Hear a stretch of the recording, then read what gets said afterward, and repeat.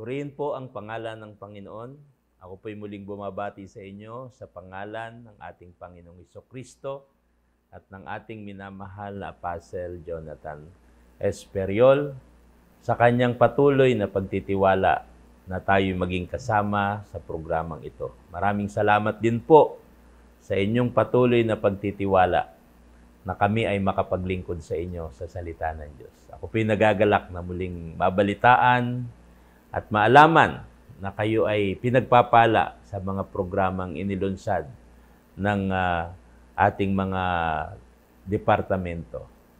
At kayo po ay patuloy naming inaanyayahan na sumama at mag-anyaya rin po kayo ng mga taong, mga kaibigan at mga kapatid na magiging kasama ninyo, magiging karamay natin sa ating mga panalangin at magiging kasalo natin sa salita ng Diyos. Muli po natin ngayong pagsasaluhan ang ginintoang salita ng katotohanan, ang pagkain ng ating kaisipan, ang pagkain ng ating kaluluwa na magsusustain ng ating lakas upang tayo ay patuloy na makapaglingkod at makapagtiwala sa ating lumikha na makapangyarihan sa lahat.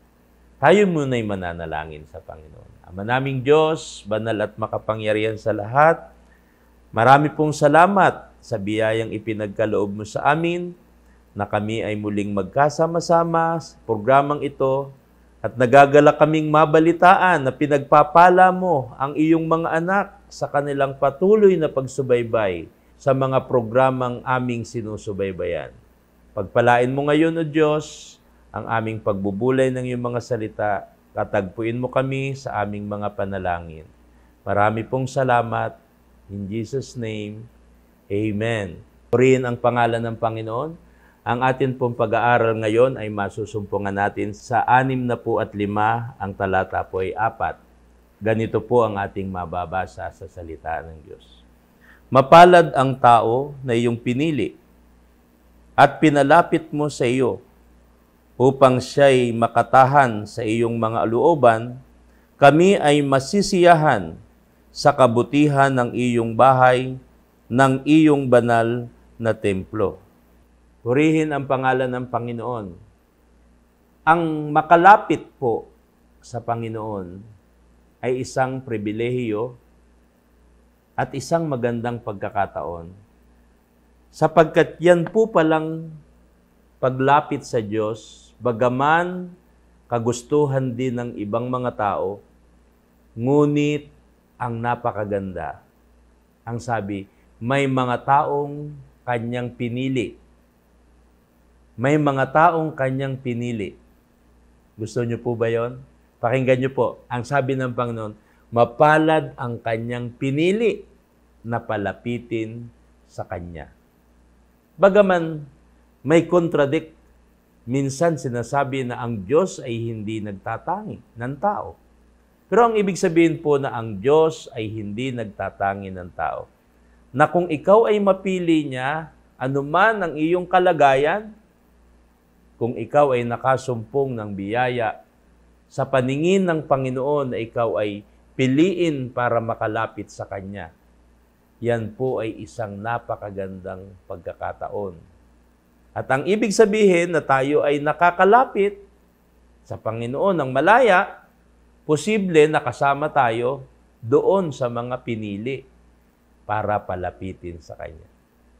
Ngunit para makita natin kung ano ang katunayan at kalagayan ng mga taong napili niya at dapat mapili niya tayo sa biyaya ng Diyos para tayo ay makalapit sa Kanya, inyong tingnan ang layunin at kapalaran na ang isang tao ay mapili upang lumapit sa Kanya.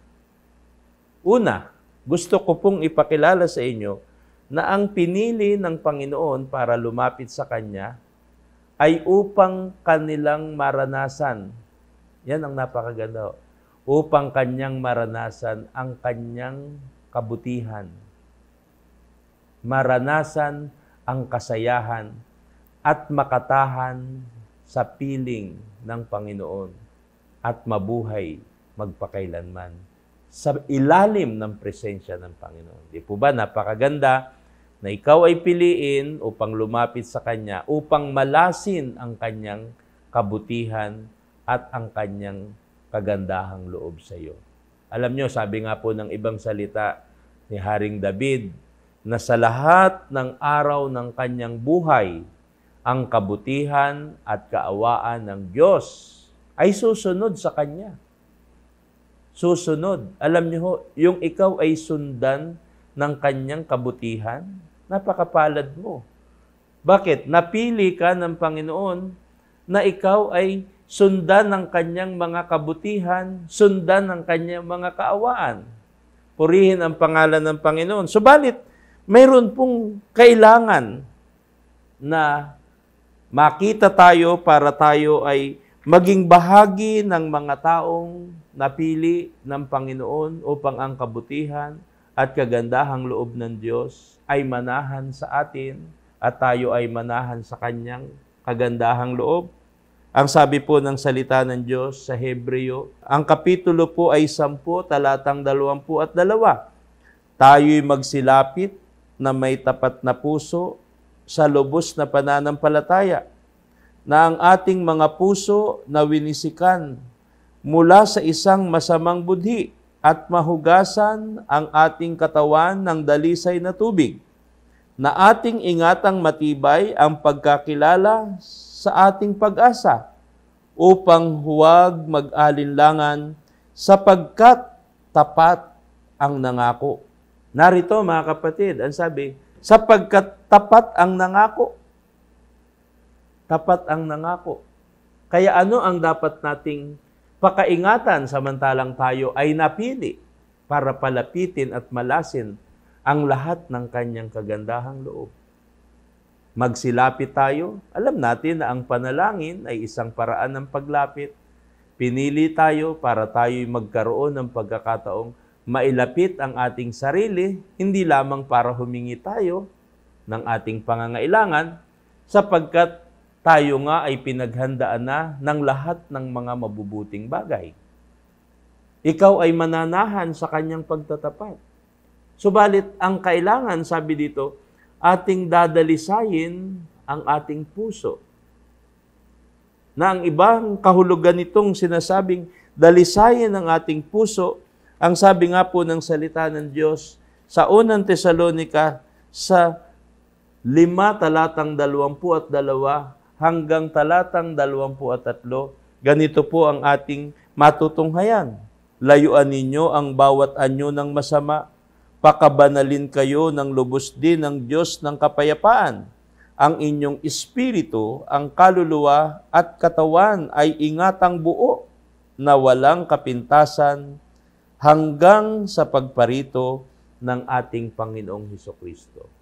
Yayamang tayo ay pinalapit ng Diyos para iparana sa atin ang lahat ng Kanyang kabutihan sa lahat ng araw ng ating buhay. Di po ba tama lang yung sinabi ng Panginoon na magsilapit tayo, hindi lamang may buong pagkakatiwala, kundi dalisayin natin ang ating puso. Nang ibig sabihin po pala niyang dalisayin ang ating puso, na ating sinisikap na layuan ang lahat ng anyo ng masama at ng kalikuan.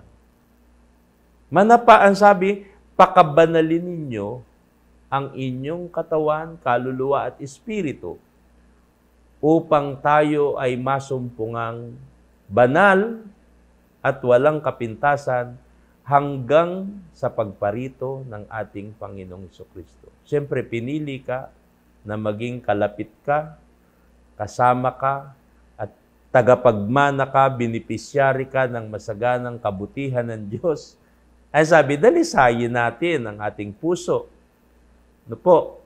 Na ang ibig sabihin pala nun, inilalayo natin ang ating mga sarili sa lahat ng anyo ng masama. Mabuti ang Diyos sa atin. Bakit ka lalapit sa masama? Diba? Baka pag nilapitan mo ang masama, lumayo ang Diyos sa iyo. Pero habang tayo ay nasa Panginoon, malapit sa Panginoon, nilalayuan natin ang lahat ng anyo. Anyo, yan man ay salita, yan man ay gawa, yan man ay isip. Kaya ang sabi dito sa verse 23, papakabanalin mo ang iyong espiritu, katawan, kaluluwa, lahat ng bahagi ng ating katawan. Ang ibig sabihin, ang ating damdamin. Yan ang ating kumakatawan sa ating kaluluwa. Ang ating espiritu na kumakatawan ng ating isip. Kasi malaya yung ating pag-iisip. At kahit hindi gumagawa ang ating katawan, pero posible ang ating isip ay nag-iisip ng anyo ng kasamaan at kalikuan. O yung ating damdamin, hindi mo masabi, hindi mo sinasaktan yung isang tao, ngunit ikaw pala'y puspos ng masamang damdamin, maaring sa iyong kamag-anak o sa pamilya, minsan nga sa asawa, sa anak. Nawa, pakabanalin natin. Ang ating katawan, wag nating dudungisan, di ba? May mga masasabi mo bang malapit sa Diyos kung ang katawan mo ay dinudungisan mo? Nilalagyan mo ng mga anyo ng masama. Kaya yan, hindi nilalagyan ng mga bagay na masasama, ng mga bagay na marurumi. Literal, yung ipinapasok na marumi at yung inilalagay sa ating katawan na marumi. Lahat ng anyo ng karumihan, lahat ng anyo ng kasamaan, yun ang ibig sabihin, nalayuan natin, manapa ang ating damdamin, pakabanalin. Yun po ang isa sa kahulugan ng sinasabi sa Hebreo 10:22 na dadalisayin natin ang ating puso sapagkat yan ay requirements ng isang taong pinalapit ng Diyos sa Kanya. Masarap, malasin ang kabutihan at kagandahan ng Diyos, ang Kanyang kagandahang loob, ang Kanyang pagtatapat. At mapalad po tayo kung tayo ay maging beneficiary ng pagtatapat at kabutihan ng Diyos. Kaya ang sabi dito ni Isaias, napakapalad ng taong iyong pinili upang palapitin at malasin ang lahat ng iyong kabutihan at kagandahang loob. Purihin ang pangalan ng Panginoon. At habang tayo ay nakakaranas ng kabutihan at kagandahang loob ng Diyos, tayo naman ay nagpapakabanal sa ating sarili. At ano pa po ang nais ng Panginoon? Na maunawaan natin na tayong nagpapakabanal, papasakdalin natin ang ating sarili sa kabanalan. Ang sabi nga po niyan sa Revelation sa 22 verse 11, ang liko ay magpapakaliko pa, ang marumi ay magpapakarumi pa, ang matuwid ay magpapakatuwid pa, at ang banal ay magpapakabanal pa. Yun ang panganib eh. Yung mga taong masama, patuloy silang sumasama ng sumasama. Nagsimula sa maliit na kasamaan. Ang halimbawa, ang biro nga niyan, dati pa konti-konti. Ngayon, konti-container na. Di ba? Sabi nga doon sa awit, nagsimula sa patikim-tikim. Saan nagsisimula ang kasalanan, ang karumihan? Patikim-tikim. Pero sa huli, yung liko, yung masama, magpapakasama, magpapakaliko. Pero tayong mga banal, patuloy tayong magpapakabanal. Tayong matuwid ay patuloy na magiging matuwid. At salamat sa Diyos, tayo ay magsisipanatili doon sa layunin ng pagkapili at pagkatawag ng Diyos na tayo'y maging malapit at habang tayo ay nagiging malapit, tayo ay patuloy na nagpapakabanal at doon mararanasan natin. Purihin ang Panginoon. Kaya nga, tayong mga pinalapit ng Panginoon ay nararapat na lalo pa tayong nagpapakabanal. Lalo pa tayong nagpapakatuwid. Kung paanong Ang masama ay nagpapakasama at ang mga liko ay nagpapakaliko. Habang sila'y nagpapakaliko, habang sila'y nagpapakasama, palayo sila ng palayo sa Panginoon. Tayo naman, habang nagpapakabanal, habang tayo'y nagpapakamatuwid, palapit tayo ng palapit sa Panginoon. Yan ang posible lamang na mangyari. Tayong mga pinili, patuloy na maging malapit sa pamamagitan ng patuloy na pagdalisay at pagpapakabanal natin. Huwag nating pipiliing mabuhay sa kalikuan, huwag nating pipiliing mabuhay sa kasamaan, sapagkat yun ang maghihiwalay sa atin at sa Diyos.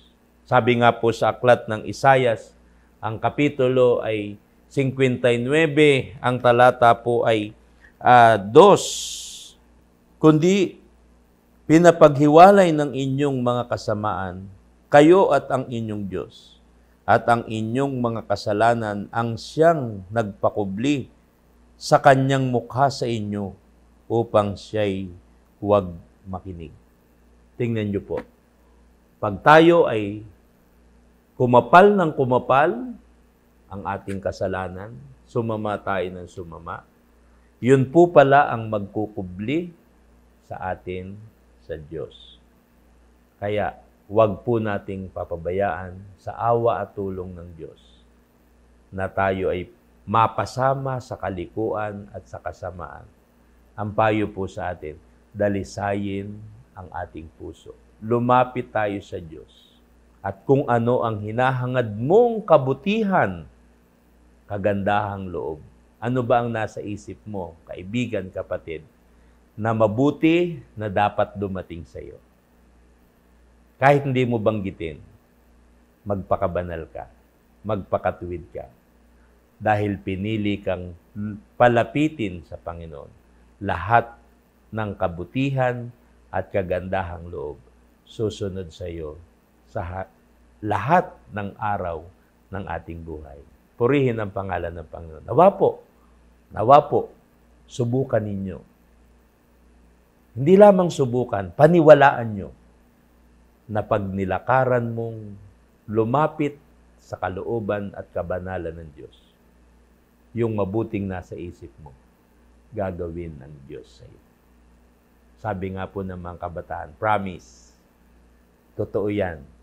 Pero pag nagpakasama tayo, pag nagpakaliko tayo, parang ang lahat ng kamalasan, dahil inilalayo ng Diyos ang kanyang mukha, ikinukubli natin sa Diyos ang ating buhay sa pamamagitan ng kasamaan. Pero sa pamamagitan ng katwiran at kalooban ng Diyos, binubukas natin ang dungawan ng langit, binubukas natin ang pintuan para ang lahat ng biyaya, lahat ng pagpapala, lahat ng kagandahang loob ay dumating sa ating harapan. Kaya nga sabi po ni Haring David, ako'y mananahan sa kanyang kabutihan. At ang kabutihan at kaawaan ng Diyos susunod sa lahat ng araw ng aking buhay. Pagpalain po kayo ng Panginoon.